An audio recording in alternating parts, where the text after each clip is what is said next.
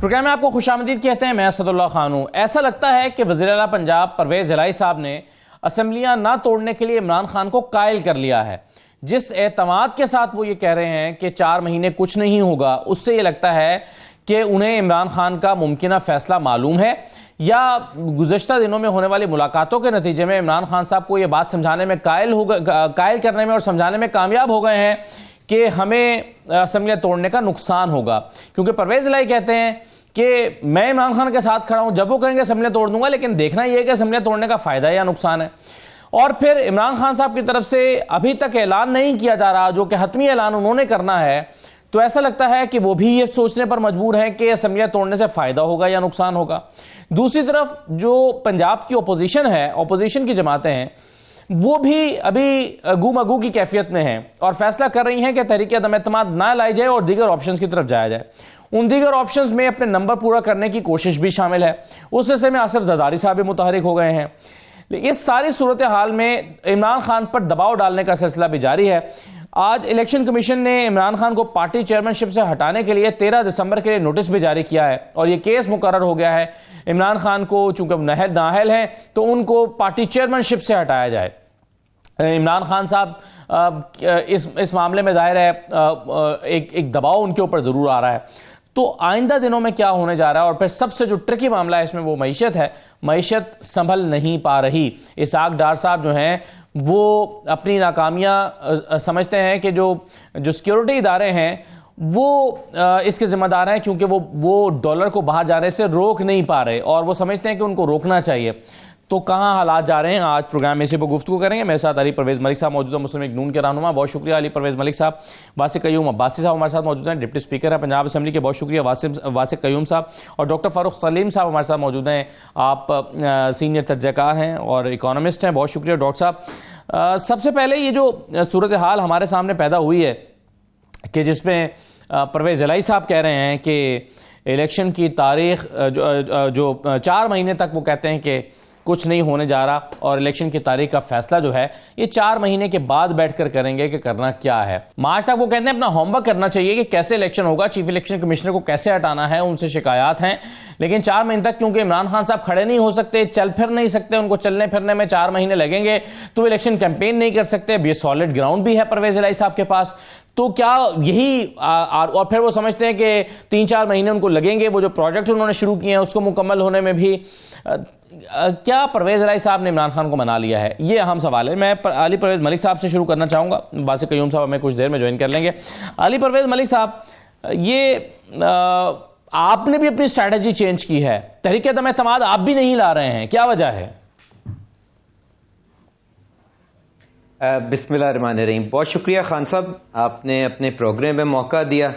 देखें, ये पिछले 6-7 महीने में जब इमरान खान साहब को इक़्तिदार से अलहदा किया गया है ना, उसके अंदर हर वो 1-1.5 महीने के बाद अपनी एक नई गलती को तस्लीम करते हैं।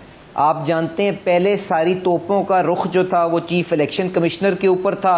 उसके बाद जब बाजवा साहब की रिटायरमेंट हुई उन्होंने तोपों का रुख बाजवा साहब की तरफ कर दिया। अब मुझे जो लग रहा है वो ये है कि बहुत जल्दी ये सारी की सारी तोपों का रुख उस तरफ होगा जिन्होंने इनके लिए FIR कटवाने के अंदर आवाज़ भी नहीं उठवाई। वो उन्होंने जो हुक्म देना था वो तो बाद की बात है, पर इन्होंने मेरे ख्याल से आवाज़ भी जिन्होंने नहीं उठाई, और आज भी जो इमरान खान साहब की ख्वाहिश के सामने बंद बांध के खड़े हुए हैं ना, और कहते हैं कि मैंने अपनी वज़ीर आला शिप जिसके लिए बेपनाह तगोदो की थी उसको मैंने तहलील नहीं करना। तो मेरे ख्याल से अब अनकरीब आप सुनेंगे कि इमरान साहब उनकी तरफ अपनी तोपों का रुख करेंगे। जहां तक अब ये जो तहरीक इमरान खान साहब चलाना चाह रहे हैं और हम अपना दिफा तस्लीम करना, जी मैं गलतियां देखिए सबने की है पाकिस्तान में, तस्लीम करना तो अपनी जगह तो मेरे भाई, तस्लीम कर लेना बड़ी बात है या गलती तस्लीम ना करना बड़ी बात है, ये भी एक सवाल है। खान साहब, अब या तो आप सवाल पे सवाल करते जाएं तो मैं बात रुक जाता हूं, आप एक दफा सारे सवाल कर दें, मैं फिर उसका जवाब दे देता हूं।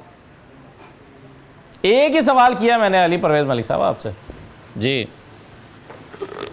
गुजारिश ये है कि इंसान को फिर अपनी गलती का जो उसने जो कबूल करना होता है वो उस वक्त करे ना जब वो अफसर अपनी सीट के ऊपर कायम हो। आप क्या भूल गए हैं कि उस वक्त आके कहते थे कि मेरे जिंदगी में मैंने 2 गलतियां की हैं। एक वो है कि राजा सिकंदर सुल्तान साहब को चीफ इलेक्शन कमिश्नर बना दिया, और उसके बाद दूसरी मैं आपको बता नहीं सकता क्योंकि इससे रियासत को नुकसान पहुंचेगा। तो जब एक अफसर रिटायर होके घर चला जाता है तो माशाल्लाह वो अपनी बहादुरी की मिसाल कायम करते हैं और सामने उसका नाम लेना शुरू कर देते हैं। ये किस किस्म की बहादुरी है?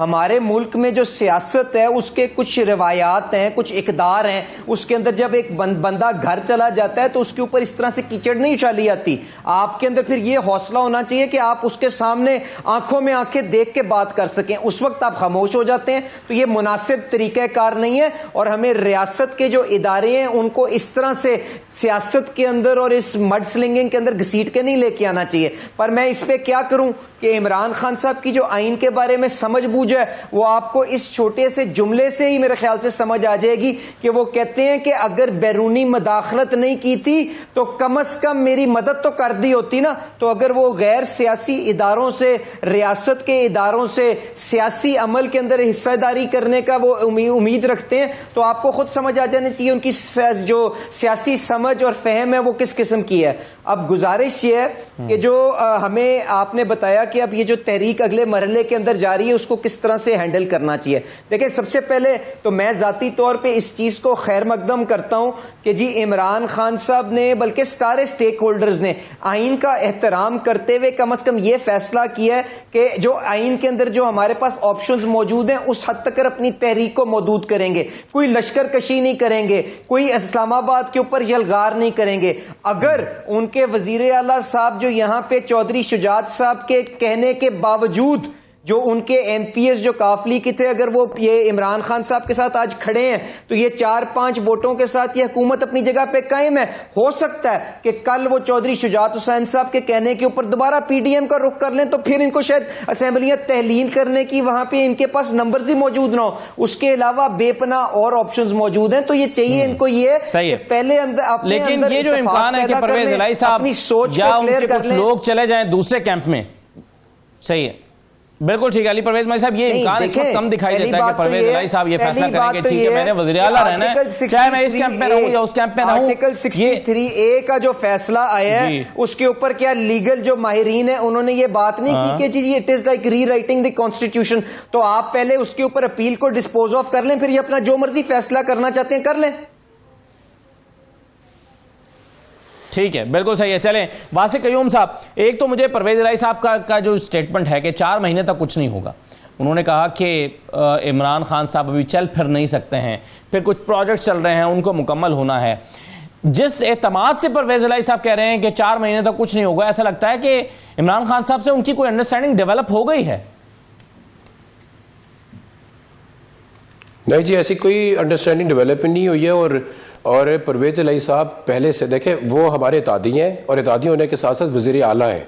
और वज़ीर आला यकीनन पहले दिन ही जब से इन्होंने अब डिंडोरा पीटा कि इनके जो इतादी हैं वज़ीर आला है वो हुकूमत नहीं छोड़ेंगे, हुकूमत नहीं तोड़ेंगे, इनके पास 4 वोट हैं, वो चौधरी शुजात साहब के सुन के दूसरी तरफ चले जाएंगे। इस क्यास राई के साथ तो सियासत में गंद डालने का, प्रोपेगेंडा करने का तो इनके पास, पीडीएम के पास वैसे भी सनद है ना, टॉप लेवल की सनद है, हाई डिग्री है इनके पास। तो क्या फ़र्क पड़ा, वज़ीर आला आया और उसने सीधा आके बयान दे दिया अगले आधे घंटे के अंदर, और बयान दे के कहा कि खान साहब ये आपकी इमानत है, आप जब कहेंगे हम असम्बलियाँ तोड़ देंगे। और ये जो परवेज इलाही साहब ने अपनी बात की, मैं आपको इसके ऊपर बयान करता चलूं। जैसे पहले मेरे फाजिल मेंबर ने सारी सियासी गिरदान पढ़ा दी, सारी वो ये भी कह रहे हैं ना कि तोड़ देंगे, आपकी अमानत है, लेकिन ये नहीं बताया, ये तोड़नी नहीं चाहिए, नहीं बताया, कम से कम 4 महीने तक तोड़नी नहीं चाहिए। उन्होंने पूरी गिरदानों के बाद सिर्फ एक बात नहीं बताई। देखें मेरी बात सुने, एक सियासी आदमी है, वो अपनी राय दे रहा है, ये उसकी अपनी राय है, लेकिन उसकी राय के ऊपर तमाम चीजों पे अगर मुकद्दम कोई बात है तो वो एक ही है जो उसने कहा कि ये इमरान खान साहब आपकी इमानत है, और इमानत भी समझ आने वाली इमानत है ना भाई। आपकी आप देखें ना, मेजोरिटी पार्टी किसके पास, आपके पास 180 मेंबरान जिस जमात के थे, उन्होंने, हमने अपने तादी को सपोर्ट किया, वज़ीर आला बनाया, और हम लोग आपस में बिल्कुल ठीक है, अंडरस्टैंडिंग पूरी डेवलप है, मौजूद है।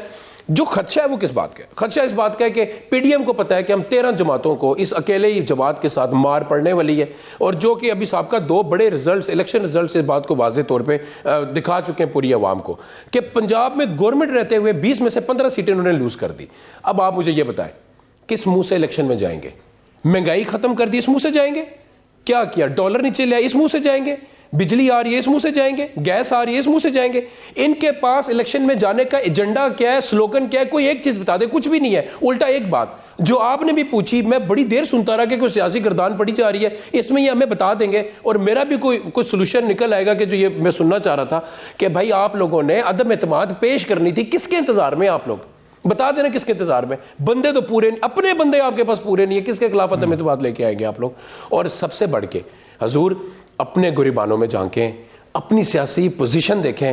13 जमातें मिलकर एक आदमी का मुकाबला नहीं कर पा रही और बातें करा लें तो रुके गुल से बुलबुल के पर बांधते हैं, पता नहीं क्या करने लगे ये लोग, कुछ फर्क नहीं पड़ता।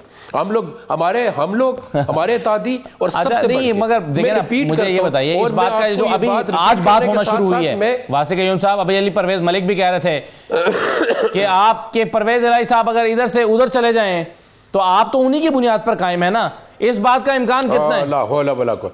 आप मेरी बात सुने, ये इनकी जीरो इम्कान है, ये इनकी ख्वाहिश है। ये हर रोज नवाफिल मांगते होंगे कि किसी तरीके से ये चलते चलते दाएं हो जाएंगे, बाएं हो जाएंगे। ये सारी गुफ्तगू जुबानी जमा तफरीक है।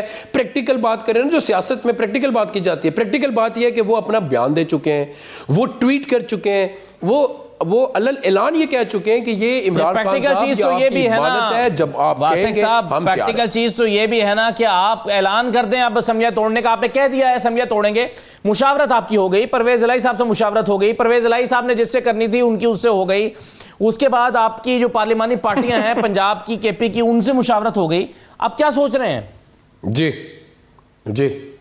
हमारी आज से अगर ये डिले होता ना तो इसके ऊपर आप सवालात कर सकते थे कि भाई आप लोगों ने डिले कर दिया, आप लोगों ने मशवरा कर लिया, अगला स्टेप क्या है, लाइन ऑफ आपका कोर्स ऑफ एक्शन क्या है। हमारा नेक्स्ट कोर्स ऑफ एक्शन ये था कि हम अपनी डिविजनल मीटिंग्स जो पार्लियामेंटेरियंस के साथ हैं, हम उन डिविजनल मीटिंग्स में हर हवाले से ये जो असम्बलियाँ तोड़ने वाला मामला है, इसके बाद क्योंकि हम असम्बलियाँ तोड़ेंगे, हमने तो कह दिया हम तोड़ देंगे, लेकिन क्या ये इलेक्शन कराने को तैयार है? ये इलेक्शन से फरार होने का हर आखिरी हरबा इस्तेमाल करेंगे ये इलेक्शन ना करवाए। तो हम क्या चाहते हैं? हम ये चाहते हैं कि हम अपने तमाम स्टेक होल्डर्स को अपने साथ ऑन बोर्ड रखें और बिलखसूस जो खान साहब ने पहले भी बात की कि यकीनन हम अपनी post resolution of the assemblies, हम उसके पोस्ट जो हमारे पास मामलात होंगे इलेक्शन के हवाले से कि हमने उसको 90 दिन में ज़रूर करवाना है। अब 90 दिन में कराने के हवाले से आपका सबसे इंपॉर्टेंट एक और स्टेक होल्डर आ जाता है, वो कौन है? इलेक्शन कमीशन है। इलेक्शन कमिश्नर के ऊपर सबसे बड़ा इतराज हमारा है, पाकिस्तान की सबसे बड़ी पार्टी हम में, और इलेक्शन कमिश्नर पिछले 1-2 साल से जो भी मजबूरी है ना, उनके आइन में लिखा है 90 दिन में, यहाँ राना सनाउल्लाह साहब ने भी मान लिया, रिजॉल्व कौन करे? क्या आप असेंबलियां तोड़ेंगे 90 दिन में इलेक्शन हो जाएंगे? वो तो उन्होंने भी कह दिया। जी हेलो। अच्छा, राना सनाउल्लाह साहब के बारे में आपने कुछ सवाल पूछा क्या? चले मैं सवाल ये कर रहा था कि आपने 90 दिन में, तो राना सनाउल्लाह साहब ने भी कह दिया कि हम 90 दिन में इलेक्शन करा देंगे, तो आपको इसमें डाउट क्या है? इलेक्शन कमीशन आइन के मुताबिक पाबंद है 90 दिन में इलेक्शन कराने का। हमें डाउट नहीं है, हम आपको दिसंबर में ना ये इनको सरप्राइज देंगे, ये लाख कोशिश कर लें, ये रोक लें, हम इनको सरप्राइज देंगे, हमें कोई डाउट नहीं है। हमें ना अपने पे डाउट है, ना हमें अपने तादी पे डाउट है, और ना हम जो करने जा रहे हैं उसके ऊपर डाउट है। बिल्कुल ठीक है। चलें, डॉक्टर फारूक सलीम साहब, ये जो इस वक्त की सूरत हाल है इसको कहते हैं गैर यकीनी की सूरत हाल, यानी असेंबलियां टूटेंगी नहीं टूटेंगी, इलेक्शन होंगे नहीं होंगे, निगरान सेटअप 3 महीने का बनेगा या क्या होगा, इलेक्शन कमीशन इलेक्शन कराएगा कि नहीं कराएगा, ये जो सारे सवाल हैं ये बेचैनी और गैर यकीनी की सूरत हाल पैदा करते हैं। अब ये बताइए कि इस गैर यकीनी की सूरत हाल, अगर असेंबलियां ना भी टूटें और अपनी मुद्दत पूरी भी कर लें, लेकिन ये गैर यकीनी की सूरत हाल बरकरार रहे, तो ये मईशत का कुछ हो सकता है? जी खान साहब, असल सवाल यही है जो भी आप कर रहे हैं। अगर आपकी इजाज़त हो तो मैं एक सियासी ओपिनियन आपको दे दूं ब्रीफली, फिर मैं मईशत पे आ जाता हूँ। देखिए, मुझे इस वक्त लग रहा है कि इमरान खान साहब के जो सियासी मफादात हैं और परवेज इलाही साहब के जो सियासी मफादात हैं वो डिफरेंट डायरेक्शन पे जा रहे हैं, वो ऑपोजिट जा रहे हैं। इमरान खान साहब का ख्याल है कि अगर असेंबलियां तोड़ दी जाएं तो शायद उनके सियासी फायदे में होगा, लेकिन परवेज इलाही साहब ये सोच रहे हैं कि अगर असेंबलियां टूटती हैं तो ये उनके सियासी नुकसान में जाएगा, उनका फायदा इसमें कुछ नहीं होगा। दूसरा जो फर्क मुझे नजर आ रहा है कि परवेज इलाही साहब तो बार बार कह चुके हैं कि वो प्रो एस्टेब्लिशमेंट हैं। एक ज़माने में इमरान खान साहब भी प्रो एस्टेब्लिशमेंट होते थे, लेकिन अब नहीं रहे, तो दोनों मुख्तलिफ हो गए हैं। इस वक्त इमरान खान साहब का जो स्टांस है वो एस्टेब्लिशमेंट खिलाफ है, और परवेज इलाही साहब अभी भी एस्टेब्लिशमेंट के साथ है। तो मुझे लग रहा है कि सियासी मुफादात दोनों सियासी शख्सियात के ऑपोजिट डायरेक्शन में चले गए। अब आपने गैर यकीनी का जिक्र किया। मईशत का, बिजनेस का जो सबसे बड़ा दुश्मन होता है वो गैर यकीनी की फजा होती है। लेकिन खान साहब अब ये गैर यकीनी वाला मामला, उससे मामला जो है वो कहीं आगे चले गए। ये मैं इसलिए कह रहा हूँ कि इस वक्त स्टेट बैंक के पास डॉलर जो है वो खत्म हो गए। अब ऐसे ममालिक जो जिनका बेतहाशा इन्हिसार हो इंपोर्ट्स के ऊपर, वो गंदू भी हमने इंपोर्ट करनी है, खाम तेल भी करना है, पेट्रोल डीजल भी इंपोर्ट करना है, खाने बनाने का तेल भी इंपोर्ट होता है, इंपोर्ट करनी है, LNG कोयला इंपोर्ट करना है। इन सब चीजों को इंपोर्ट करने के लिए हमें चाहिए डॉलर्स, और डॉलर्स इस वक्त स्टेट बैंक के पास हो गए हैं खत्म। तो ये गैर यकीनी, तो यकीनी बात है गैर यकीनी की पता, लेकिन मामला तो उससे। तो डॉक्टर साहब, जब ऐसा होता है कि आपके पास इंपोर्ट करने के लिए डॉलर्स ना रहें तो क्या होता है? देखिए, दो चीजें हमने देखी हैं। अभी तो रिसेंटली श्रीलंका का मॉडल हमारे सामने है। जब डॉलर्स की क्राइसिस या डॉलर का फुकदान होता है तो दो चीजें सामने आती हैं। एक तो जितनी भी इंपोर्टेड चीजें हैं वो महंगी होने लगती हैं, क्योंकि आपकी करेंसी जो है वो डॉलर के सामने गिरने लगती है। तो आप सोचिए, ये जितनी भी चीजों का मैंने जिक्र किया, जो भी हम इंपोर्ट करते हैं वो सब महंगी होने लगेंगी। और दूसरा इम्पैक्ट ये होता है कि इन अशियाम की किल्लत सामने आ जाती है। अब ऑलरेडी हम देख रहे हैं कि अद्वियात के जो एक्टिव इंग्रेडिएंट्स हैं जो इंपोर्ट किए जाते थे, वो फार्मास्यूटिकल कंपनी बता रही हैं कि उनकी LCs नहीं खुल पा रही। इसका मतलब है कि अद्वियात, खदशा है कि अद्वियात की शॉर्टेज जो है वो शुरू हो जाएगी। हमारी रिफाइनरीज ये बता रही हैं कि वो जो केमिकल इस्तेमाल करते हैं, जो खाम तेल को पेट्रोल और डीजल बनाता है, उनकी LCs वो नहीं खोल पा रहे हैं। तो फिर उसके नतीजे में आप सकते हैं कि पेट्रोल और डीजल का भी की कमी का जो है। डॉक्टर साहब, इसका मतलब ये हुआ, ये जो सारा नक्शा आप खींच रहे हैं कि इसमें हमारे पास डॉलर्स नहीं है, हम इंपोर्ट नहीं कर सकते, हम गंदम नहीं खरीद सकते, हम अपना बाहर से कागज तक नहीं मंगवा सकेंगे। तो जब ऐसी सूरत हाल होती है और आपके पास डॉलर्स नहीं रहते, तो ये तो टेक्निकली डिफॉल्ट की जो कैफियत है ये वो नहीं होती। इसको मतलब डिफॉल्ट फिर किसको कहते हैं? डिफॉल्ट का जो लफ्ज है वो टेक्निकल सा लफ्ज है। उसका मतलब ये होता है कि बोझ भारी है। अगर उन कर्जा जात की वापसी की तारीख में आप वो कर्जा वापस नहीं कर पाते तो फिर आप डिफॉल्ट में चले जाते हैं।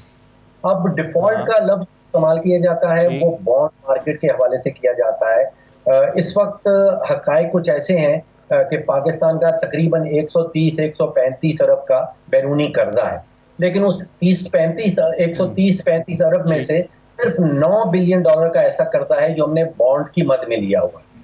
एक बॉन्ड जो है वो आज मैच्योर हुआ है 5 दिसंबर को, उसकी कंप्लीट पेमेंट जो है वो कर दी गई है, प्रिंसिपल भी और इंटरेस्ट भी। इसका मतलब कि कोई डिफॉल्ट का खतरा नहीं है। सन 2023 में कोई भी बॉन्ड मैच्योर नहीं हो रहा, इसका मतलब है कि सन 2023 में डिफॉल्ट का कोई खतरा नहीं है। जो नेक्स्ट बॉन्ड मैच्योरिटी डेट है वो 15 अप्रैल 2024 की है। इसका मतलब है कि अगले 16 महीने में बॉन्ड्स के हवाले से किसी किस्म का कोई डिफॉल्ट होने नहीं चाहिए। ठीक है, मगर आप कह रहे हैं कि डॉलर्स हमारे पास खत्म हो गए हैं जिसकी वजह से हम इंपोर्ट नहीं कर पा रहे हैं।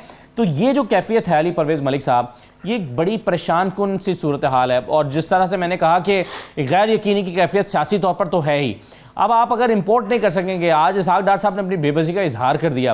ज़रा मैं आपको सुनवा भी देता हूँ, इसहाक डार साहब हैं तो उनका बयान सुन लीजिए। और वो कह रहे हैं कि जी डॉलर को बाहर जाने से रोकने में हम नाकाम हैं, इसके लिए कोई हिकमत अमली बनानी पड़ेगी, जरा गैर कानूनी तौर पर जो डॉलर बाहर जा रहा है। अली परवेज मलिक साहब, कहा जाता है कि ये बहुत सारे माहिरीन का ख्याल है कि अगर आज आप LCs खोल दें तो डॉलर 300 से ऊपर में मिलेगा। डॉलर है नहीं, खत्म हो गया है। इस परेशानी की कैफियत में आप ये मतलब आपके लिए कितना ये आपको परेशान कर देने वाली खबर है आपके लिए और सबके लिए? अच्छा खान साहब, गुजारिश ये है कि पहले तो डिप्टी स्पीकर साहब को ये गुजारिश करिएगा कि चंद ज़िमनी इलेक्शन जीत जाने के ऊपर इतना घुमंड मत करें।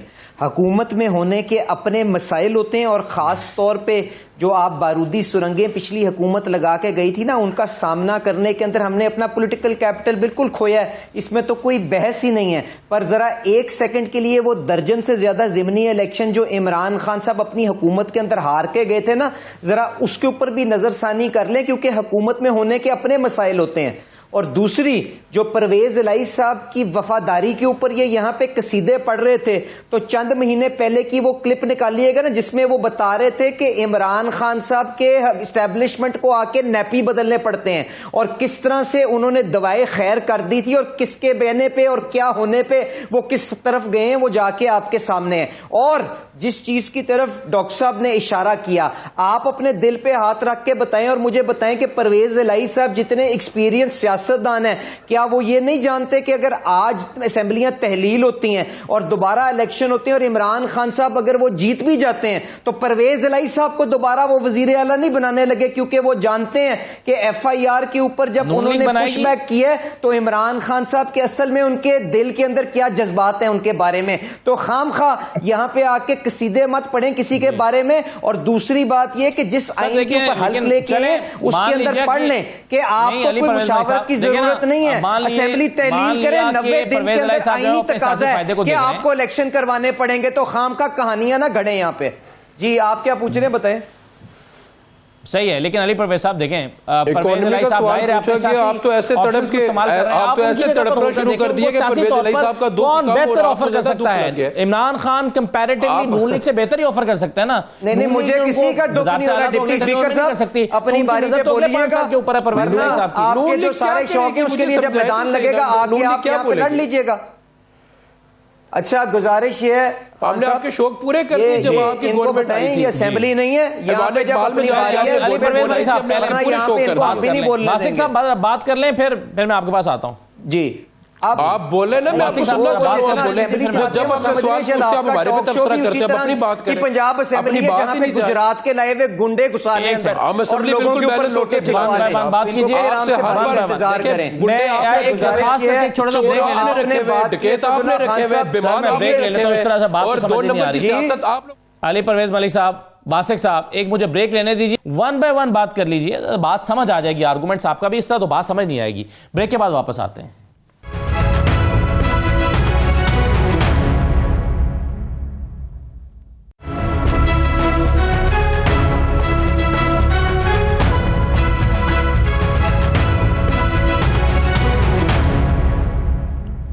दोबारा आपको खुशामदीद कहते हैं। मैं अली परवेज साहब, पहले अपनी बात मुकम्मल कर लीजिएगा, फिर मैं वासिक कयूम साहब के पास आता हूं। मेरा सवाल आपसे यह था कि आप बिल्कुल सही कह रहे हैं कि परवेज इलाही साहब जो हैं वो अपने सियासी फायदे को देख रहे हैं, वो तहरीक इंसाफ के सियासी फायदे को नहीं देख रहे।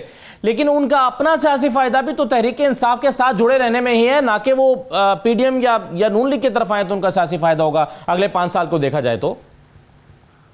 अली साहब देखें, उनका सिर्फ और सिर्फ जो रुझान और ध्यान है वो इस तरफ है कि किस तरह से वो अपने 10 से अपनी सीटें बढ़ा के 15-20 कर सकते हैं। इसीलिए आप जानते हैं वो 3 डिस्ट्रिक्ट्स के ऊपर सारी की सारी डेवलपमेंट का रुख करके बैठे हुए हैं, और वहां पे जब तक वो सूरत हाल नहीं बदलेंगे तो वो काफ लीग का फुटप्रिंट एक्सपैंड नहीं कर सकते। यहां पे उनका जो सियासी मफाद है वो इमरान खान साहब के सियासी मफाद के साथ शायद तसादम के अंदर है। तो मैं इससे आगे नहीं कोई बात करना चाहता। और दूसरी बात यह, हम अपनी अपनी बारी पे बोले, यहां पे ना कोई डिप्टी स्पीकर है ना कोई स्पीकर है। अगर इस किस्म की गुफ्तगू करेंगे तो उसका जवाब यार आप मेरे पे तकरीरें ना करें, अपनी बात करें, फिर बोलना शुरू कर दिया। आप एंकर हैं, ओरिजिनल सवाल था, आप एंकर हैं, उठ के चले जाएं। अगर आपको तकरीर नहीं मीडिया के मालिक हैं, आप उठ के चले जाएं। आपको मैंने तो नहीं बिठाया हुआ, मेरे पे तबसरा कर रहे हैं। अली परवेज साहब, आपके पास माइक है, मुड़ मुड़ के मैंने आपको बिठाया हुआ है, आपको मैंने बिठाया हुआ है, आप उठ के चले जाएं। तो देखें आप फिर अली परवेज साहब आपने जानबूझ के दोबारा झगड़ा पैदा कर दिया है। मुझे चैनल नहीं बनाया, मेरे पे तबसरा ना करें, आप अपनी बात करें। अच्छा, आप अली परवेज साहब जाती कर रहे हैं, आपके पास माइक है, आपको माइक है, आप अपनी बात करें, अपना आर्गुमेंट दें, आप दूसरों पर हमला। बात सुनना चाह रहा हूं, मुड़ मुड़ के आप मेरे पे तबसरा ना करें। मेरे पे कोई तबसरा ना करें, मैंने आपकी बात सुनी ना आराम से। आप मुझसे सियासी इख्तिलाफ कर सकते हैं, इनको ठंडे पानी की बोतल दें। अच्छा सुन लेना, एक मिनट सुन ले, उसके बाद नहीं, मैं जो बात करनी है मैं अपनी मर्जी से करूंगा, मैं आपके कहने पे तो नहीं करूंगा ना। बात सुनी, मैं अपनी मर्जी से अपनी बारी पे जो मर्जी बात करूं। मैंने आपको इंटरप्ट किया, आप क्यों बीच में यहाँ पे आ जाते हैं खाम खा के लुकमे देने के लिए? मत करें कि आप नहीं, मैं अपनी बात अपनी जो मर्जी करूंगा प्लीज। आप मेरी आपसे दरख्वास्त है, डायरेक्ट या आप बोल रहे हैं या आप खुद बात करें। मेरा अब ये जो टिकटों की तलाश के अंदर यहाँ पे रहनुमा मैंने इसीलिए ब्रेक ली थी ताकि ये मसला हल करूंगा। काइंडली अपनी बारी अली साहब, आपकी कोई बात समझ नहीं आ रही है, जिसका आप ऐसा नहीं करते ना जाने, आप ऐसा क्यों कर रहे हैं? लाजमी बात है, अगर आप पार्टी से आपका ताल्लुक है किसी तरह खुला रखेंगे, किसी को क्या बात है? मुल्क आपने संभाला हुआ है। अच्छा सर, माइक तो सबके खुले रहते हैं, आप मेरे पे तबसरा करना आपका काम नहीं बनता। मैं जो मर्जी तबसरा करूं, मैं जो मर्जी तबसरा करूं, आप आर्गुमेंट दे दें, करें तो उधर मेरा जो मर्जी दिल चलेगा मैं प्रोग्राम पे बैठ के मेरे पे मेरा दिल जो चाहेगा मैं करूंगा भाई। अच्छा, मैं प्लीज एक सेकंड करेंगे, क्योंकि आप है कौन के आप तबसरा हो रहा है? नहीं, क्या हर चीज अपने ऊपर ले लेते हैं करूंगा। आप टीवी चैनल रवैये देखें, आप टीवी चैनल पे सुनने का हौसला पैदा करें। साहब ऐसे कैसे सोच रहे हैं वासिक साहब? नहीं नहीं, ऐसा कुछ नहीं हो रहा यहाँ पे कि आपकी मर्जी के मुताबिक मामला चलेंगे। ऐसी बात नहीं हो रही। मैं असदुल्लाह खान साहब जो सवाल करेंगे उसका जवाब मिलेगा। बोलना ही नहीं चाहता। ये इनको किसने कह दिया? अगर आप दोनों खामोश होंगे तो मेरी गुजारिश सुन ले, मेरी गुजारिश सुन ले वासिक साहब, एक मिनट प्लीज। जी आप करें सर, आप करें। वासिक साहब एक मिनट, मैं आपकी बात सुनना ही नहीं चाह रहा भाई। असद साहब, आपने को बात करनी है कर लें। जी मैं वासिक साहब एक मिनट, मेरी गुजारिश आप दोनों से यह है कि अली साहब, मैंने आपसे सवाल किया, आप अपने सवाल का जवाब दे साहब, मैं सुनना आप उन पर हमला कर रहे हैं, वो इंटरवीन करेंगे आगे से जवाब में, तो ऐसे शो नहीं चल सकेगा। अब किसी की बात भी समझ नहीं आएगी, टाइम जाया हो जाएगा। क्या हमारे पास टाइम है, हम अपना आर्गुमेंट बिल्ड करते हैं, लोग फैसला करेंगे। असद साहब, अब आप अली साहब, मैं वासिक साहब के सामने सवाल रख हम अपनी क्रॉस, मुझे मैंने हमला क्या किया पहले आप मुझे बताएं। आपने कहा कि मैंने हमला किया है, मैंने क्या हमला किया है मुझे बताएं। सर आप ये कह रहे हैं ना कि यहाँ पर ये डिप्टी स्पीकर नहीं है, उन्होंने बोलना है तो इस तरह करना है तो घर चले जाएं। ये मेरी गुजारिश सिर्फ ये है कि आप ऐसे ना करें। हाँ, तो मैं अपनी बारी के ऊपर बात करूंगा। अली साहब मैं क्या करूं? 2 मिनट साहब मेरे से डायरेक्ट सवाल पे आज नहीं, तो मैं बीच में लुकमे देता रहूं उनकी बात के अंदर। मुझसे डायरेक्ट आप में ओहो असद साहब, आप मुझसे सवाल करें। ब्रेक के बाद हो गया था ना सर, छोड़े आगे चलते हैं। आवाम सुनना चाह रही है। वासिक क़य्यूम साहब जरा मुझे, जी ठीक है, शुरू करें ना। मुझे वासिक साहब जरा मुझे सिर्फ सवाल का जवाब दीजिएगा। जी मुझे ये बताएं कि ये जो परवेज इलाही साहब का के साथ आपका मामला है, ये जाहिर है वो अपने सियासी ऑप्शंस को देख रहे हैं। इस बात की का कोई इम्कान मौजूद है कि आप कहीं असम्बलियां तोड़ दें और वो चले जाएं, जैसे कि अब जरदारी साहब को टास्क दिया है कि आप तहरीक-ए-एतमाद हम नहीं ला रहे तो अपना जरा नंबर पूरा करने की कोशिश करें, तो परवेज इलाही साहब से इस बात पर एग्रीमेंट हो गया है कि वो कहीं नहीं जाएंगे ऐसी सूरत में छोड़कर? असद साहब, मैं आपसे ना देखें, इसका सियाको सबाक के साथ मुंसलिक करके ये बात करूंगा ताकि मेरा जो मैसेज है वो अच्छे तरीके से डिलीवर हो सके। देखें, मैं ये कहना चाह रहा हूँ कि बात यहाँ से शुरू हुई कि हमने कहा कि हम लोग डिसॉल्व कर देंगे, हम अपनी दोनों असम्बलीज को डिसॉल्व करेंगे। और खान साहब ने जब ये बात की तो उसके यके बाद दीगरे जो प्रेस कॉन्फ्रेंसेस पीडीएम की तरफ से हुई थी वो हुई थी कि ये कर ही नहीं सकते, हम इनको करने नहीं देंगे, ये हो ही नहीं सकता, ऐलान कर दिया है, हम हर हरबा इस्तेमाल करेंगे इनको रोकने के लिए, हम तहरीक अदम एतमाद लेके आएंगे पंजाब असम्बली के अंदर। ये दोनों अतराफ से पैरेलल बातें शुरू होगी। इन्होंने साथ ही अगली जो बात की, इन्होंने साथ ही कहा कि परवेज इलाही कभी इनके साथ स्टैंड नहीं करेंगे, वो राइट लेफ्ट हो जाएंगे, हजार बातें की। तो सबसे पहले हमारी बात मजीद आगे तब बढ़ी जब परवेज इलाही साहब ने कहा कि खान साहब ये आपकी मानत है, हम जब मांगेंगे हम आपको जो एज अ चीफ मिनिस्टर मैं इनको डिसॉल्व करने के लिए समरी तैयार करके मैं भेज दूंगा जब आपका हुक्म होगा। नंबर 1, वहाँ से एक क्लैरिटी आ गई। नंबर 2, उस क्लैरिटी के फ़ौरन बाद जो ओपोजिशन था उसने कहा कि हमारी तहरीक अदम एतमाद तैयार है और पंजाब में हम लोग पेश करने लगे। आज तक नहीं आई। और आपने भी 2-3 बार इसका सवाल पूछा लेकिन मुझे अभी तक इसका कोई खातिर ख्वाह जवाब नहीं मिला कि भाई अगर आपके पास नंबर पूरे हैं तो आप लोगों ने तहरीक अदम एतमाद क्यों नहीं लेके आए, जबकि हमारे एंड पे को बात है कि भाई आपका चीफ मिनिस्टर जो है वो तहलील नहीं करेगा, उसके हवाले से कोई भी कंसर्न है उसको एड्रेस करने के लिए। स्पीकर साहब, आपने और आपके स्पीकर साहब ने 18 बंदे मुअत्तल कर रखे हैं, वो कहां से तहरीक अदम एतमाद लाएंगे? असम्बली के डेकोरम, मैं बताता हूँ, असम्बली के डेकोरम को जब आप लोग पाश करेंगे तो फिर उसमें यकीनन उसके लिए स्ट्रिक्स जो ये कदम है ये उठाने पड़ेंगे। और एक और बात आपको बताता चलूँ कि ये कोई पहली बार नहीं हुआ, ये असम्बली के अंदर मुतअद्दिद बार इस तरह से हुआ कि कोई रुकन है वो कहीं ऐसी सख्त तकरीर कर जाए या कहीं लड़ाई झगड़ा हो जाए या कोई बात ज़्यादा हद से तजावज़ कर जाए तो ऐसे में इस तरह का एक्शन किया जाता है। और ये कौन सा ताहयात है, ये कितना कोई लेंथी, ये तो थोड़े अरसे के लिए, यकीनन जब उनका अपना टाइम पूरा होगा वो वापस आ जाएंगे। बट मैं आपको बताना ये चाह रहा हूँ कि हमारे में कोई उभाम इसलिए नहीं है कि हम ये कह चुके हैं कैटेगोरिकली, बिल्कुल स्टेटमेंट है इमरान खान साहब की कि हम लोग दिसंबर में असम्बलियां तहलील करेंगे। और आज हमारी डिविजनल मीटिंग स्टार्ट हो चुकी हैं और हमने अपने आज एक डिवीजन को कंप्लीट भी कर लिया। ठीक है, तो ये जो मीटिंग है ये दिसंबर में ही मुकम्मल हो जाएंगी, ये वरना वो ना आप बल्दियाती सतह पर जाके भी मुशावरतें शुरू कर दें और वो मार्च आ जाए? नहीं, हमारी जो मीटिंग्स हैं डिविजनल मीटिंग्स वो सिर्फ पार्लियामेंटेरियंस के साथ हैं, उसमें और कोई भी नहीं है, सिर्फ पार्लियामेंटेरियंस है, खान साहब है, और कोई भी नहीं है। ठीक है, बिल्कुल सही है। चलिए मैं मुख्तसरन अगर डॉक्टर साहब के पास आने से पहले इस सवाल का जवाब दोबारा ले लूं अपने अली परवेज़ मलिक साहब से कि अली परवेज़ मलिक साहब, ये तहरीक अदम एतमाद क्यों नहीं आ रही? मुख्तसर और सादा जवाब। देखें, गुजारिश ये है कि पहले तो मुझे खुशी ये जान की हुई कि असेंबली के डिकोरम और तकद्दस की कितनी फिक्र है। तो जिस कुर्सी पे साहब बैठे हैं उसी कुर्सी के ऊपर जब वो बैठे हुए थे मजारी साहब और उनके बाल खींचे गए, अली साहब का इलाज कम से कम असद भाई मेरे पास नहीं है, तो उस चीज के ऊपर नोटिस लेना नहीं बनता था। और मुझे बात यह है कि दूसरे रूल्स के अंदर मुझे आप बता दें कि 15 दिन से ज्यादा सस्पेंशन कभी किसी की हुई है, किसी रूल्स के अंदर लिखी हुई है? ये 15 सिटिंग्स की इंटरप्रिटेशन लेके कहां से आ गए हैं? तो जब तक हम अपने मेंबरान को अदालत के जरिए बहाल नहीं करवा लेते, वो मामला क्या लाहौर हाई कोर्ट में नहीं पड़ा हुआ, तो हम किस तरह से इनके खिलाफ अदम एतमाद लेके आ सकते हैं? मुझे आप जरा ये समझा दें। तो हम अपने मेंबरान को बहाल करवा लें, इनकी बदनीयती को एक्सपोज कर दें और इनका जो दोहरा मेयार है वो एक दफा लोगों के सामने बेनकाब हो, तो इंशाल्लाह आपको दूध का दूध और पानी का पानी खुद सामने नजर आ जाएगा। असेंबलियां टूट जाए, चाहे तब तक असेंबलियां टूट जाए, आप बहाल कराते रह जाएं। देखें सर, वो आप तो बहाल कराते रहेंगे, इमरान खान दिसंबर में फैसला कर देंगे। माशाल्लाह जो दोनों की तरजीहात हैं वो तो आपके सामने है कि जो इसके ऊपर अभी तक मुशावरत हो रही है, एक डिवीजन कंप्लीट हो गई है, बाकी अगले 6 महीने या वो 4 महीने में जो परवेज अली साहब ने बताया मुकम्मल हो जाएगी। उसके बाद वो कह रहे हैं दिसंबर में होगा, चले आ जाना है, तो उसके बाद इलेक्शन अपने टाइम के ऊपर हो जाएंगे। माशाल्लाह वाली परवेज मलिक साहब, वो वापस आके लूंगा उसका जवाब।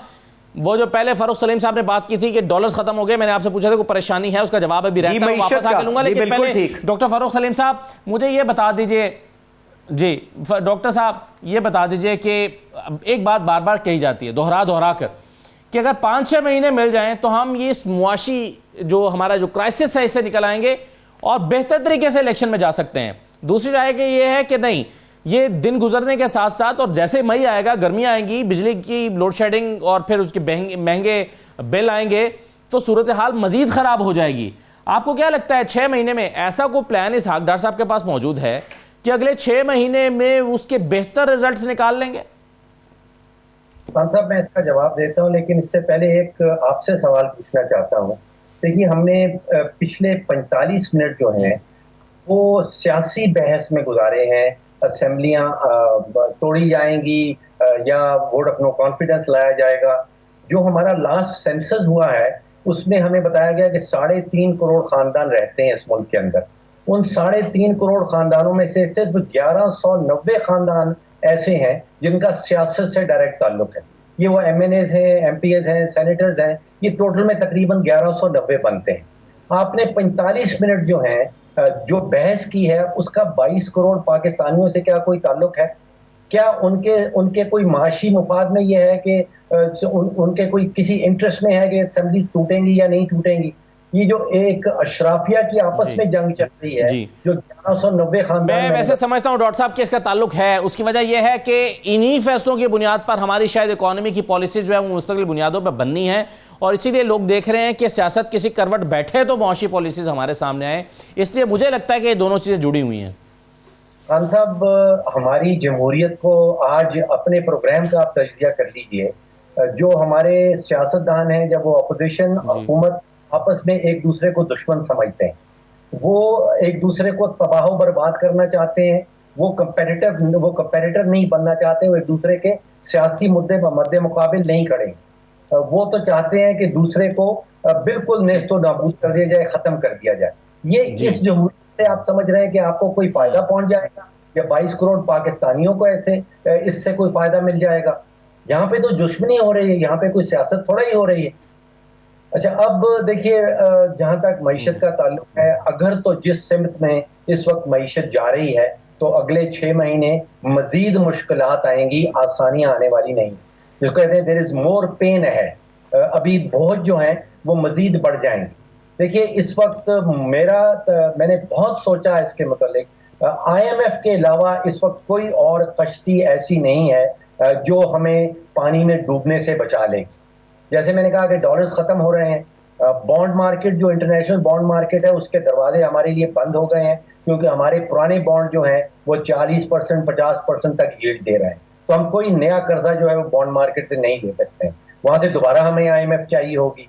जो हमारे हम कहते हैं दोस्त मुल्क ममालिक हैं, चाहे वो सऊदी अरेबिया या चाइना, उनका हम तारीख देख चुके हैं। वो कहते हैं कि जी आप IMF के पास जाएंगे तो उसके बाद हम अपनी इमदाद जो है वो आपको देना शुरू करेंगे। तो इस वक्त तो IMF के अलावा मुझे और कोई दरवाजा जो है वो नजर नहीं आता। IMF के पास जाएंगे तो वो इस्लाहात के ऊपर जोर देते हैं, और इस्लाहात करने के लिए बिल्कुल सही है। तो डॉक्टर साहब, मैं अब एक सियासी और एक मुआशी सवाल मिला के आपके सामने रखना चाहता हूं, और वो ये है कि आपका चूंकि सियासत पर भी गहरी नजर है, नून लीग के लिए या मौजूदा हुकूमत के लिए या हुकूमती इत्तेहाद के लिए इलेक्शंस में जाना मई में बेहतर है या गर्मियां गुजार के जाना बेहतर है, या जितना जल्द चले जाएं उतना कम डैमेजिंग है उनके लिए और बेहतर है? आपकी राय मैं इस पर मालूम करता हूं एक ब्रेक के बाद।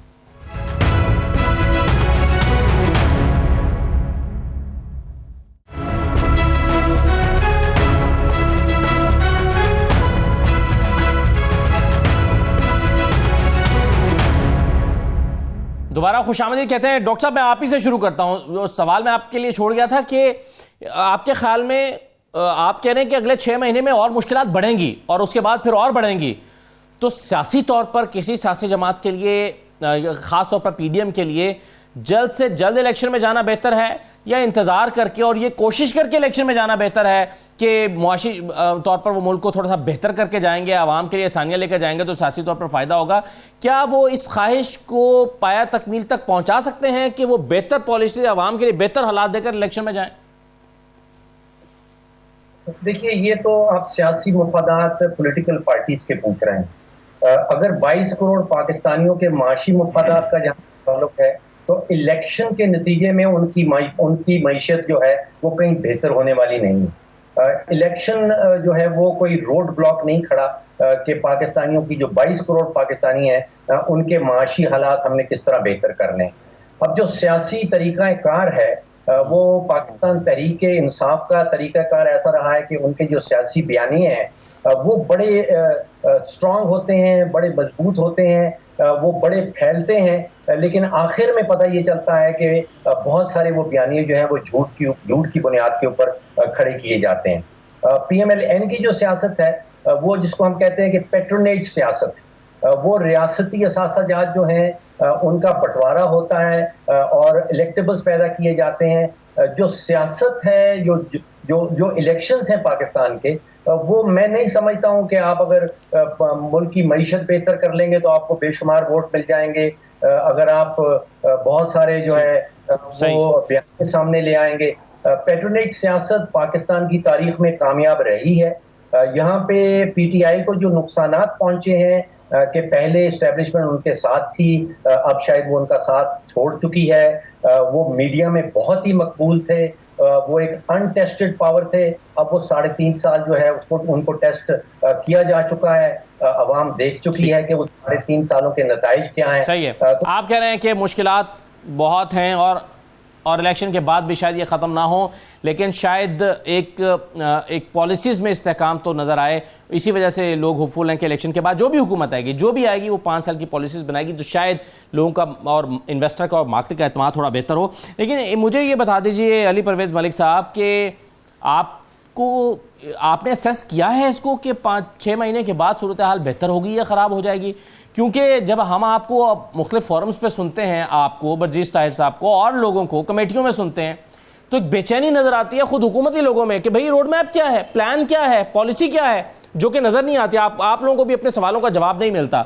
तो आप कैसे होपफुल हैं कि जब आप अपना टाइम पूरा कर लेंगे असम्बलियों का, तो उसके बाद आपके लिए आसानी हो जाएगी माशी तौर पर?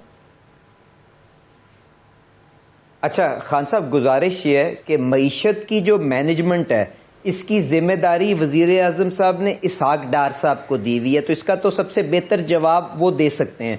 पर जहां तक आप मेरी मईशत की जो कॉम्प्रीहेंशन है और जो अंडरस्टैंडिंग है, अगर उसकी बेसिस के ऊपर आप मेरे से जवाब मांग रहे हैं, तो मैं आपको 2 चीजें कहना चाहता हूं। एक तो ये है, हुकूमत थी वो रिकॉर्ड खसारे छोड़ के गई थी, चाहे वो अंदरूनी खसारा हो, चाहे वो बैरूनी खसारा हो, चाहे आपके एनर्जी सेक्टर का खसारा हो, और इसको हैंडल करने के लिए अब मुश्किल फैसले जो है वो कोई एक फैसले की जरूरत नहीं है, एक सीरीज ऑफ फैसले हैं जो आपको करने पड़ेंगे और आप रियासत को बैंकरप्सी से बचा सकेंगे। और मैं डॉक्टर साहब के साथ यहाँ तक इत्तेफाक करता हूँ कि इमीडिएट टर्म के अंदर IMF प्रोग्राम के अलावा आपके लिए वो और कोई ऐसी ऑप्शन मौजूद नहीं है जो आपके लिए एक्सटर्नल सोर्सेज की अपॉर्चुनिटीज और खोल दे। तो हमें, सर मेरा सवाल आपसे मुआशी के साथ साथ सियासी था। देखिए अली परवेज साहब, मेरा सवाल था कि आपने इसी सिचुएशन में इलेक्शन में उतरना है। आप ये बात लोगों को पिछले ज़िमनी इलेक्शन में नहीं समझा पाए कि भाई इमरान खान ने किया जो किया है। लोगों ने आप पर अपने गुस्से का इजहार किया है, नाराजगी का इजहार किया है। मेरा सवाल आपसे ये है कि इलेक्शन में उतरने से पहले ऑप्टिक्स बेहतर कर सकते हैं?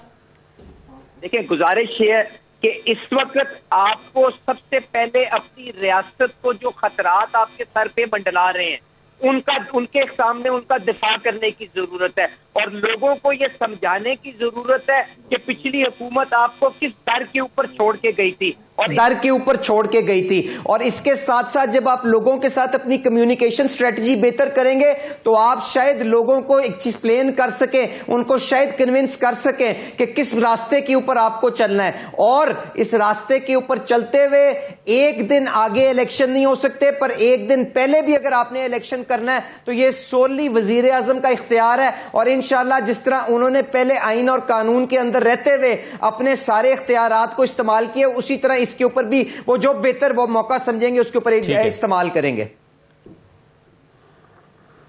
बिल्कुल सही है, बिल्कुल सही है। मुझे ये बताइए वासिक कयूम साहब कि इलेक्शन कमीशन ने अब इमरान खान को नोटिस कर दिया है, 13 तारीख को केस फिक्स हो गया है। इमरान खान साहब के ने पार्टी चेयरमैन वो रह सकते हैं कि नहीं रह सकते? जब नवाज शरीफ साहब नाअहल हुए थे तो उनको वो पार्टी के सदर भी नहीं रह सके थे, फिर वो ताहयात कायद बन गए। तो इमरान खान साहब भी चेयरमैन रहेंगे या कायद बन जाएंगे? देखिए, हमें तो बड़ी सीरियस एप्रीहेंशंस हैं। हम तो पहले दिन से election commission and chief election commissioner के खिलाफ अब तो ये बात ज़ुबान ज़दे आम ही है, जो इलेक्शंस हुए उनके ऊपर जो इरेगुलरिटीज़ थी, फिर जो हम लोग जो इलेक्ट्रॉनिक वोटिंग मशीन को इंट्रोड्यूस करना चाह रहे थे कि हम लोग फ्री एंड फेयर इलेक्शंस करा सकें, उसके ऊपर जो इलेक्शन कमीशन का हमारे साथ रवैया रहा। खैर ये होना था और ये होगा, हमें मालूम था, ये इसमें कोई नई बात नहीं है। और हमें बस दुख इस बात का है कि इस चीज़ से, इस रवैये से इदारे की साख्त कमज़ोर होती है, और ऐसे इदारों की साख्त कमज़ोर होने का मतलब है कि पाकिस्तान में जमहूरियत के अमल का सबसे अहम नुक्ता है इलेक्शन का, अगर वो इस तरह से दागदार हो गया तो फिर आप कैसे पाकिस्तान में बेहतरी लेके आ सकते हैं? जैसे आप सब लोग कह रहे हैं कि भाई अभी सबका एक बात के ऊपर इत्तेफाक है कि भाई पॉलिटिकल अनस्टेबिलिटी की वजह से आपकी इकोनॉमिक अनस्टेबिलिटी बूस्ट होती जा रही है, एवरी डे बढ़ती जा रही है। और जो PDM का एक अपना एजेंडा था कि अब इनको मौका दिया जाएगा और इनको जब मौका मिलेगा तो ये मुल्क में मईशत बेहतर कर लेंगे, आप प्राइस हाइक देख लें, आप जो हमारे दौर के जो कमोडिटीज़ थी, एवरीडे एसेंशियल्स थे, आप इन सब का हिसाब किताब कर लें, तेल का लगा लें, आप जिस मर्जी का लगा लें, डॉलर समेत, आपको मालूम पड़ेगा कि पाकिस्तान के हालात के। और सबसे अलार्मिंग बात आपको मैं इस इकॉनमी के हवाले से बताऊँ कि अगर आज 4-5 दिनों पुराना आपका कामरान खान साहब का प्रोग्राम था, उसमें उन्होंने बड़े अलार्मिंग वे में ये कहा कि भाई आप लोग जो इंटरबैंक जो बता रहे हैं डॉलर का रेट 25-30 चल रहा है, 2.25-30, आपकी मार्केट में 255 रुपये 50-55 से ₹1 भी सस्ता नहीं मिल रहा, कोई देने को तैयार नहीं है। सो मुझे आप ये बताएं कि आप एक वो तो कॉस्मेटिक वे में अपने प्राइवेट बैंक्स के अंदर ये कह रहे हैं कि अगर LCs खोल दें तो ये 300 से ऊपर चला जाएगा। आप इसको कैसे रोकेंगे?